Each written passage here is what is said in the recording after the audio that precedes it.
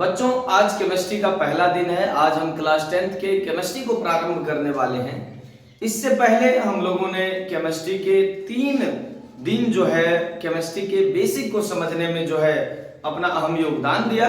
Chemistry के basics को अच्छे तरीके से समझा और वहाँ केमिस्ट्री में होने वाली समस्याओं का सारा निदान जो है मैंने 3 दिनों के बेसिक के अंदर कर दिया। अब हम लोग क्लास 10th के पहले अध्याय यानी कि रासायनिक अभिक्रियाएं एवं समीकरण में प्रवेश कर चुके हैं। केमिस्ट्री का जो पहला अध्याय है जिसका नाम है केमिकल रिएक्शंस एंड इक्वेशंस, रासायनिक अभिक्रियाएं एवं समीकरण, उसको समझने वाले हैं। सबसे पहली बात यह होता है कि ये रासायनिक अभिक्रिया है क्या। दूसरी बात यह होता है कि रासायनिक समीकरण क्या है और ये रासायनिक अभिक्रियाएं कितने प्रकार की होती है। बस यही तो इस चैप्टर में हमको पढ़ना है कि रासायनिक अभिक्रिया क्या है, रासायनिक अभिक्रिया से हमें क्या क्या प्राप्त हो पाता है, रासायनिक अभिक्रियाएं कितने प्रकार की होती है। बस पहले चैप्टर में हमको ये भी है, यही पढ़ना होता है। और थोड़ा सा ये भी मिलता है कि दहन भी एक प्रकार की रासायनिक क्रिया है, इसलिए इसमें दहन और ज्वाला के विभिन्न क्षेत्रों को देखना पड़ता है। तो पहला चैप्टर है, पहला चैप्टर जिसका नाम है रासायनिक अभिक्रियाएं एवं समीकरण। तो बिना देर किए प्रारंभ करते हैं। सबसे पहली बात कि रासायनिक अभिक्रिया क्या है। रासायनिक अभिक्रिया क्या है, आप देखे होंगे कि कोई पदार्थ अकेले कुछ न कुछ परिवर्तित कर लेता है और इस ऐसा परिवर्तन करता है कि वो पुनः उस मूल रूप में वापस नहीं आ पाता है। यही तो है रासायनिक अभिक्रिया। जब कोई पदार्थ अकेले या किसी अन्य पदार्थ से अभिक्रिया करके अपने से भिन्न गुण वाले नए पदार्थ का निर्माण करता है, तब इस प्रक्रिया को रासायनिक अभिक्रिया कहते हैं। मैं फिर से दोहरा देता हूं कि जब कोई पदार्थ अकेले या किसी अन्य पदार्थ से क्रिया करके अपने से भिन्न गुण वाले नए पदार्थों का निर्माण करते हैं, तब इस प्रक्रिया को रासायनिक अभिक्रिया कहते हैं। यह रासायनिक अभिक्रिया किस प्रकार से होता है कि जब कोई पदार्थ अकेले या किसी अन्य पदार्थ से अभिक्रिया करके या क्रिया करके अपने से भिन्न गुण वाले यानी कि अलग अलग गुण वाले एक या अधिक नए पदार्थों का निर्माण करते हैं, तब इस प्रक्रिया को रासायनिक अभिक्रिया के नाम से जाना जाता है।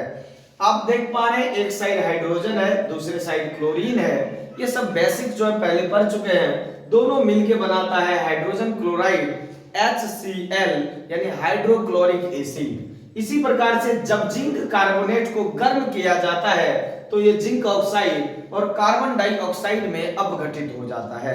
ये दोनों के दोनों रासायनिक अभिक्रियाएं हैं। आप कहिएगा कि मैंने यहाँ हाइड्रोजन को हाइड्रोजन शब्द में क्यों नहीं लिखा, क्लोरीन को क्लोरीन शब्द में क्यों नहीं लिखा।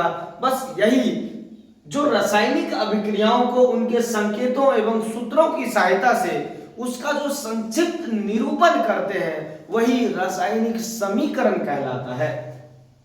तो ये जो आप देख रहे हैं H2Cl2 या ZnCO3 यानी जिंक कार्बोनेट को मैंने लिखा है ZnCO3, ये उसका अनुसूत्र है, रासायनिक सूत्र है। जब हम इसको सूत्रों एवं संकेतों की सहायता से किसी भी रासायनिक अभिक्रिया को लिखते हैं तो वह सूत्र एवं संकेत जो है रासायनिक समीकरण कहलाते हैं।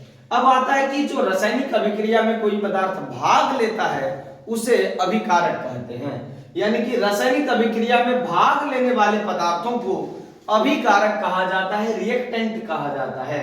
उसी प्रकार से रासायनिक अभिक्रिया के बाद जो नए पदार्थ का निर्माण होता है उसे उत्पाद या प्रतिफल कहा जाता है।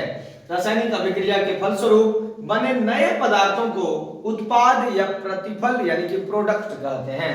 जैसे H2 और Cl2 दोनों अभिकारक हैं और जो प्रतिफल है, जो प्रोडक्ट है, वो है हाइड्रोक्लोरिक एसिड। इस प्रकार से इस साइड वाले अभिकारक कहलाएंगे और इस साइड वाले प्रतिफल या उत्पाद प्रोडक्ट कहलाएंगे। रिएक्टेंट्स हमेशा आपको समीकरण के बाईं ओर और जो प्रोडक्ट है वो समीकरण के दाईं ओर लिखा जाता है। ऐसा हम तब जानेंगे जब रासायनिक समीकरण से प्राप्त होने वाली सूचनाओं को जानेंगे। आइए ये जानते हैं कि रासायनिक जब अभिक्रियाएं होती है तो रासायनिक अभिक्रिया में हमें क्या क्या देखने को मिलता है, क्या क्या विशेषताएं हो सकती है रासायनिक अभिक्रिया की। रासायनिक अभिक्रियाओं की कई विशेषताएं होती है, जैसे कि गैस उत्पन्न होता है, बिल्कुल होता है। कई प्रकार, अलग अलग प्रकार की रासायनिक अभिक्रियाओं में आप देखेंगे कि उनसे कार्बन डाइऑक्साइड, हाइड्रोजन, क्लोरीन, अलग अलग प्रकार के गैस जो है बाहर निकलते हैं। उसी प्रकार से इसमें अवक्षेप बनता है, कोई विलयन से पृथक होकर रवादार ठोस के रूप में ऊपर तैरने लगता है, ये अवक्षेप बनाता है। इसमें ताप परिवर्तन होता है, ये सब के सब रासायनिक अभिक्रियाओं के द्वारा होता है। इसमें रंग परिवर्तन होता है, इसमें अवस्था परिवर्तन होता है, और कभी कभी इसमें विस्फोट भी हो जाता है। जब हम पानी में किसी सोडियम को देते हैं तो वो विस्फोट हो जाता है।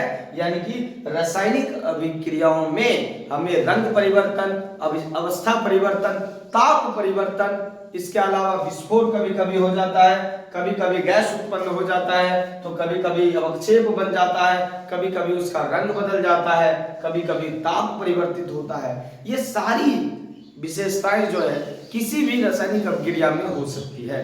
तो ये रासायनिक अभिक्रियाएं की विशेषताएं हैं, ये रासायनिक अभिक्रियाएं हैं। और रासायनिक अभिक्रिया में जो दो अलग अलग पदार्थ बनते हैं और जिस पदार्थ का इस्तेमाल किया जाता है रासायनिक अभिक्रिया को कराने में, उसे अभिकारक, और जो नए पदार्थ बनते हैं उसे प्रतिफल या उत्पाद कहते हैं। इस तरीके से हमने आज पहले क्लास को बड़े ही साधारण तरीके से समझा है कि रासायनिक अभिक्रिया क्या है, रासायनिक अभिक्रिया में भाग लेने वाले पदार्थ, और रासायनिक अभिक्रिया के बाद नए पदार्थ जो बनते हैं उन्हें क्या कहते हैं, और ये भी जाना कि किसी रासायनिक अभिक्रिया में क्या क्या हो सकता है, यानी कि रासायनिक अभिक्रिया की विशेषता को समझे।